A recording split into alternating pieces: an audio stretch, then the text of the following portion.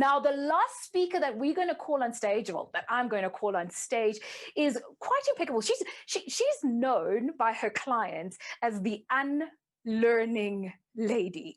And the reason why she's known as that is she says, your challenge is not that you're not learning. It's rather that you do not know how to unlearn in order to relearn. I hand you over now to Zanele NJAPHA. Thank you so much for that fabulous introduction. It is such a pleasure to be here. Thank you so much for having me. So now I want to just start off by asking you, have you ever had a situation where you feel like your team is just not moving quickly enough? There's just not enough progress. We're not changing quickly enough. We're not transitioning from where we used to be into where we want to be in quite the right way. Let me show you why that happens. I'd like you to do the following for me. Cross your arms. So just cross your arms normally. Don't overthink it. I promise this is not a trick question. But what you don't notice is that you've just crossed your arms in the instinctive, normal way for you. So I'd like you to uncross them and then cross them the other way. So the weird way, as I often like to call it.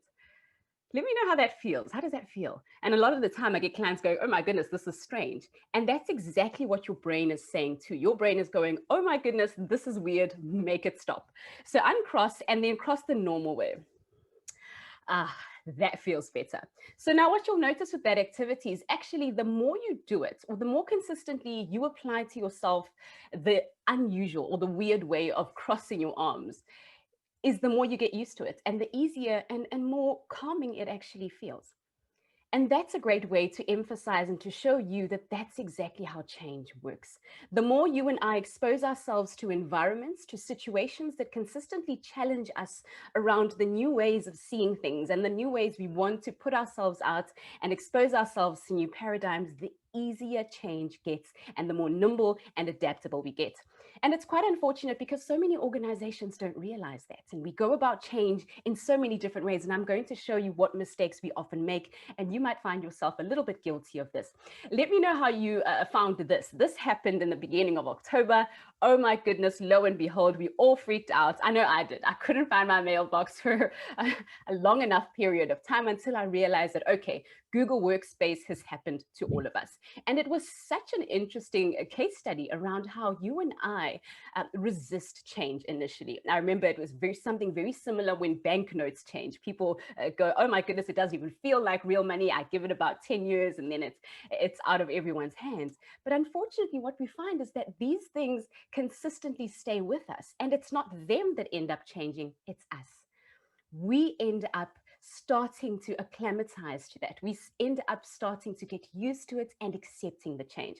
But unfortunately, the reason why so many of our organizational transitions and change management processes don't work out is because you and I don't understand that. We just don't get that individuals change so differently from the way we expect them to as organizations and even as leaders.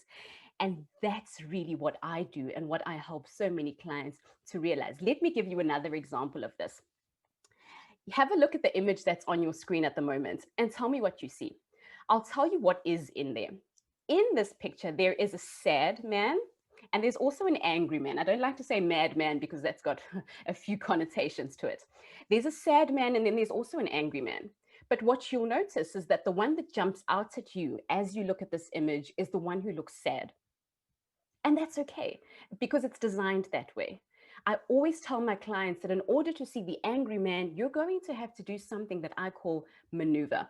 Now do this for me. Fortunately, most of us, our videos are turned off. I can't see you. Don't be embarrassed. It's all right. I'd like you to do the following for me. Block out the man's eye that's closest to the words. I promise this works. That's closest to the words, and then tilt your head slightly to the left. And then let me know now if you can see the man who looks angry. And the tip I always give to my clients is that the way that you saw the man who looks sad is not the way that you are going to perceive or understand the angry looking man. And it's such a great analogy for how you and I move into new spaces, because we often come into these new spaces because we've got these well-formed synapses in our minds and neural connections that really create defaults around how we think, how we see things, how we perceive, and even how we interact with our environments and each other. And that's okay. But if we want to unlearn and shift ourselves into new paradigms, new ways of seeing things, new business models that are responding to the disruption that's happening all around us, it's going to need you and I to create new defaults.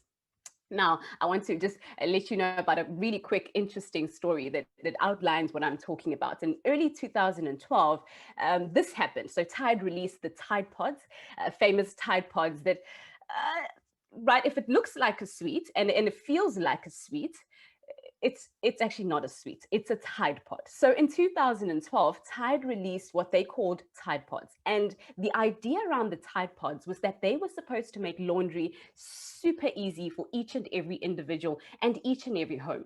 But what they didn't see coming was that individuals were actually going to find Tide Pods very appealing in the not expected way.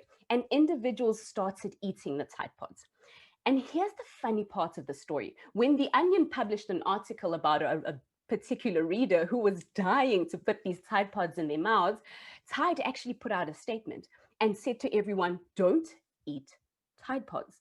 They are poisonous. But guess what? As soon as they did that, those numbers shot up. More and more people were going, oh my goodness, why are they saying we shouldn't eat Tide Pods? Let's try them. Let's try eating Tide Pods. So the reason why I tell you that story is because there are really three things around organizational change that particular case study tells you and I, and that I often speak to my clients about. The first one, people don't change because you've told them to change. And unfortunately, this is what so many of us are doing. We're going, this is the new direction that the company is going to take. Now everyone go. But unfortunately, that's not how individuals change at a neuroscience, at a psychological, and even at a social level. And the second thing that tells us is that our environments are everything. If the environment you've created around the office is one that doesn't promote and support change, then unfortunately, it's just not going to happen. And then the last thing that tells us is, golly, please don't eat Tide Pods, right? I mean, if there's anything, don't eat them. They are actually poisonous. And I don't want you to take this as the statement that Tide made and actually go about trying them. But seriously, please don't eat them. In a work environment where there's so much complexity and diversity, and so many of us perceive things in different ways, we interact with each other in different ways, and that diversity is not going to get less, but it's only going to get that much more complex. We're going to have even more different perspectives in the workplace, either because of the different generations we've got in the working environment, the different cultures that come to create a melting pot. So it's only going to get even more interesting, as I say. So if you're a leader that's leading a team that's changing, there are really two things that you want. And you don't want to have to compromise on them. You want engagement and you want buy-in from each and every member of your team. But then you also want results, right? You want results and you want ongoing momentum that builds itself. And I'm here to tell you that you don't have to compromise. You don't have to choose engagement and sacrifice your results. You can have both. And that's why you need to talk to me. So please do reach out. Thank you very much for the time slot. I look forward to engaging with you on any of these platforms and hearing from you soon.